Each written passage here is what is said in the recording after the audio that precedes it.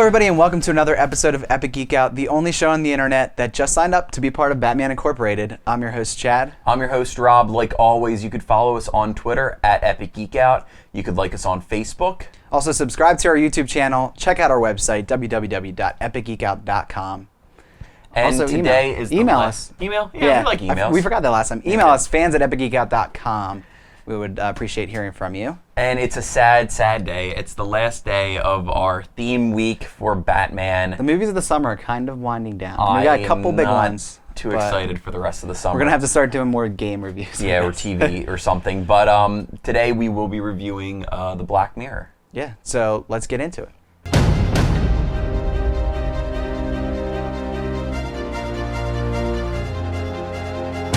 So today we're talking about a comic hardcover collection of comics called Batman the Black Mirror. It's written by Scott Snyder. Also, the artist is a guy named Jock, which is cool, J-O-C-K. Also another artist as well, I forget the name. I'll put it behind us. But basically the collection of comics, it's a newer comic that came out. So Bruce Wayne is not Batman in this this comic. It is actually Tim Drake, who was a previous Robin. And, right? Tim Drake? I thought it was Dick Grayson. Dick Grayson. Tim Drake is in it as Red Robin. Yes. Yes. Batman is out on doing his quest for Batman Incorporated. He's trying to install Batmans throughout the world. So that's where he's at. He's not in this comic. Just sending postcards from different cities back. Yeah, pretty much. He's like, hey, what's up? Hawaii's good. There's no Batman yet. Yeah, so basically the story, a collection of comics, it starts out with The Black Mirror, which is basically this underground auction house of former villains' paraphernalia that they're auctioning off. There's also a really poignant storyline with Commissioner Gordon and his family, and it all kind of ties up at the end. Yeah, they all tie in. They all tie in together, but they were separate. I think that's pretty much it about it. What did you think of it? I picked this up and I started reading, and it's hard because I haven't read Batman comics recently. Right. So I've read, The Long Halloween, is that it? Or what's the name? I just finished Knight's End or Knight's Quest, whatever, that whole Nightfall. There you go. Nightfall. So it's hard to get into the storyline of Batman because things are so different.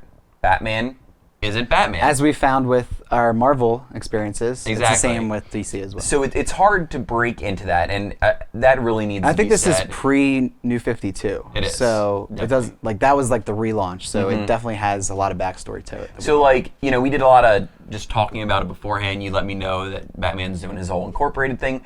So once I started getting into it, I really loved this book. It was very dark at times, very, very, very dark. Incredibly dark, where I didn't expect it to be that point. Jim Gordon's son creeped the shit out of me. It was crazy, and his whole character line and arc was really it was very well done for not being one of Batman's major villains, right? And things like that. I loved the idea of the auction house in the beginning, basically. And I think one of the creepiest moments in any comics that I was reading, they basically go to this site where a lot of people died before, and that's where they hold the auction. The auction is being held in a lot of different, always in a different area, and it's basically these affluent citizens of Gotham that are going to purchase memorabilia of different crimes that were committed. And the one that was on sale that really was that's being sold was the crowbar. Yeah, that Joker used to kill the one Robin, Jason. Right. Throw the name back there if you don't mind. And then in that, Dick Grayson is in that room in disguise, and just things happen, and it was just an awesome idea that these just normal rich people would be that sick and twisted to want to buy and have these keepsakes and these things, and he kept battling himself these are just good people. They're confused. But I don't know. It was very dark, heavy themes throughout it. Very, very violent at points, and the Joker was involved at a time, and I thought that his part was great, and he was very Joker-esque, which was great to see and great to read. And I very much enjoyed it. I picked it up and read it through in one sitting because I couldn't peel myself away. It's not from too it. big. I mean, it's not a thick book, so Yeah, it's no. great. I mean, we picked it up as a result of talking to someone at the comic book shop. The owner actually recommended it, saying a couple years this might be as big as The Dark Knight Returns. Not Alan Moore. What's his name? Not sure. Forget it. That's awful because it's like a famous person.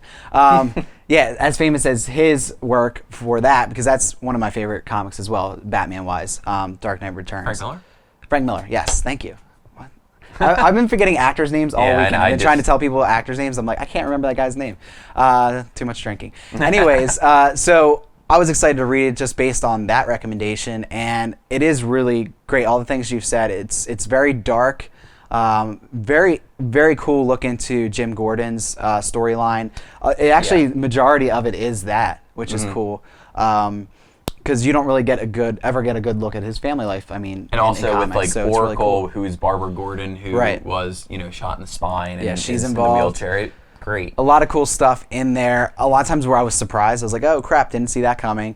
At the end of it, I think it really hits its stride because you're just like. Turning page, what's going to happen? It's crazy. There's a lot of suspense built up in that, which is cool from a comic because it is a medium where there's not normally a lot of suspense like Absolutely. And the way that they set it up for future Batman villains. Yeah. Awesome. It was awesome. When I read that, I was like, that's what literally sealed the deal for me for this comic. Yeah. Like, the way that they just set that up and the one little panel that they had, so good. Here's a couple years in the future what could happen, So really, really cool storyline. I'm not sure that I would put it up on the level as Dark Knight Returns as a classic, but it is new, so who knows? If it leads to future events in the universe, it could very well be something like that. Well, I think it was a setup too. I mean, this was going. I mean, right? It has to be leading to something because of the way they finished it off with the baby in the stroller. It's so good. There's a lot of really cool art in it too. It's different than Batman you're used to seeing. I think it's a little bit more cartoony looking at points, especially with the Jim Gordon stuff when it shows his his original case backstory. It looks a little bit less lines drawn in it. It's more colorful, I think. I'd say it's grittier too. It's more at parts. I think there's I think that's the two different artists. The one is the more grittier, and then the other one it just seemed more cartoony to me, almost like the Smoke and Mirrors a little bit to me at parts. Yeah. But anyways, so awesome comic. Check it out. You can get it at your local comic book shop. It's a hardcover. It's not long. Like Rob said, he read it in one sitting.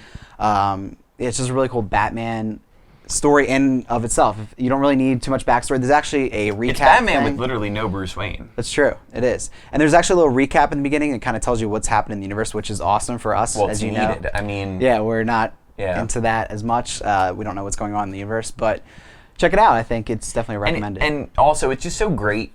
We've been reading a lot of other comics, but it's just great to have a new Batman story in my hands. With Nightfall, right? Nightfall. Yeah, Is that the whole thing? I mean, think it's Nightfall, Night Quest, Night Ends, whatever. Yeah. It was great to read, but it was so dated and so just the cell shading was. I mean, it was just dated, and it was great, and it's the characters you love. But to see Batman brought into a newer time, and also the fact that we both read it and accepted the fact that Dick Grayson was Batman and it wasn't Bruce Wayne, and it really, it was a story about really Batman's normal supporting cast. Right, and we accepted that as a Batman book. I think speaks volumes to how well it was written and how well they did it. Because I mean, they certainly did mention the fact that it was a Batman a lot, and Joe Creevy said, the Gordons, and this isn't my Batman, and things like that. But it certainly hit the same stride, had the same feel. And it's just a great feeling to be reading new Batman stuff. Yeah. And to be involved and to know that character, even though we don't have the movies anymore, isn't going to go away. So, no, but there is still a outlet, a medium that you can go to experience, a character that we cherish. So, cool. I really enjoyed that. Yeah, check it out. The Black Mirror. Check it out. Get it at your local comic book shop. It's awesome.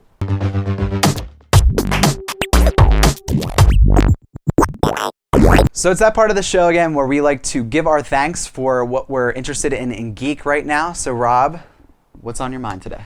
So I think today I'm going to try to set the bar high or low depending on your opinion of it, and really thank the geekiest thing that there is. I think people just think of geek when they hear it. Yeah. I would like to thank my library system or your local library, and I would like to implore people to go out and utilize their local library system. I've recently been renting a lot of books through the library right onto my iPad. I haven't even had to leave my apartment to go get the books. It's been incredible, and a lot of great books too. I went online, I Googled geekiest books you should read, and I'm trying to get through that list. I've already knocked a couple off or have in the past. And then there's actually this thing, they're called books made with paper. That's crazy. And they still have them at your local library. Dogs and cats living together. And I'm fortunate, the system we live in has a bunch of libraries connected with it, and they also have graphic novels.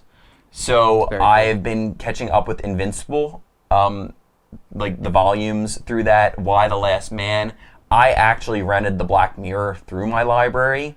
I thought that was awesome that they had that in stock. Very cool. I've seen a ton of X-Men things they've had, so I've been now, because comics, they do get expensive, and I've been buying the ones that have been coming out recently. But if you're going to buy a compendium or volumes, I mean, that could be $20, or like The Walking Dead gets up to like $65. Yeah. Like, I mean, it's crazy.